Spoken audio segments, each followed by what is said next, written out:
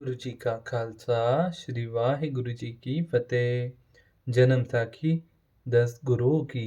सूरज प्रकाश ग्रंथ साखी गुरु गोविंद सिंह जी की। गुरु जी ने सिक्कों का छल प्रकट करना। एक वैसाखी के मेले के दूसरे दिन गुरु जी ने फरमाया कि इस साल यह उत्सव 5 दिन लगा रहेगा। कोई भी पुरुष उत्सव छोड़कर घर न जाए। इसके उलट मालवे के कुछ सिखों ने घरों को जल्दी जाने के लिए एक योजना बनाई। एक सिख को उन्होंने मुर्दा बनाकर तख्त के ऊपर डाल दिया तथा बाकी उसके साथ उसकी अस्थियां को उठाकर चल पड़े।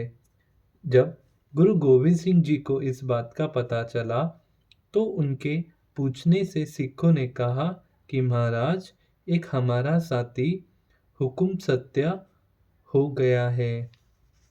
उसके संस्कार के लिए अर्थी जा रही है। गुरुजी ने कहा, इस अर्थी को हमारे पास ले आओ। हम उस सिख को देखना चाहते हैं। सिखों ने अर्थी गुरुजी के पास रख दी। गुरुजी ने एक सिख को कहा, आग की एक चिंगारी लाओ।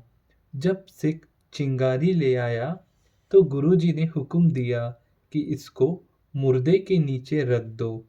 जब सिख ने चिंगारी नीचे रख दी तो बनावटी मुर्दा सिख आगे के ताप से तड़प कर कफन फाड़ कर दौड़ गया। यह कौतुक देखकर सारी सिख संगत हैरान हो गई तथा इस पाखंड को करने वाले लज्जित हो गए। गुरुजी से क्षमा मांगकर अपनी भूल मनवाई। गुरुजी ने फरमाया, गुरु घर में भरोसा रखो तथा गुरु घर आकर सत्संग किया करो। सतनाम का स्मरण किया करो। धन गुरु नानक। वाहिगुरु जी का खालसा वाहिगुरु जी की फतेह। भाई नंद सिंह को उपदेश। एक बार वैसाखी की संक्रांति को संगत दूर दूर से गुरुजी के दर्शन करने के लिए आनंदपुर आई। सदगुरु जी का दीवान भरपूर रूप से सजा रहता था। संगत आकर गुरुजी के चरणों में माथा टेक कर भेंट अर्पण करके गुरुजी के दर्शन करती थी। दीवान की समाप्ति पर एक सिख तथा सिख स्त्री ने अपने जवान लड़के को लेकर गुरुजी के पास उपस्थित होकर प्रार्थना की कि महाराज, हमारा यह लड़का ऐसी मस्ती में रहता है कि अपनी स्त्री से भी बोलचाल नहीं रखता। इसकी आयु इस समय केवल 17 साल की है। गुरुजी ने लड़के को पूछा, तुम घर पर उदास क्यों रहते हो? लड़के ने, जिसका नाम नंद सिंह था, कहा, गुरुजी, मुझे आनंद साहिब के तुक पढ़कर वैराग्य हो गया है। तुर्क ये है, ए मन प्यारिया तू सदा सच संभाले, एह कुटुंब तुझी देखदा चले नहीं तेरे नाले।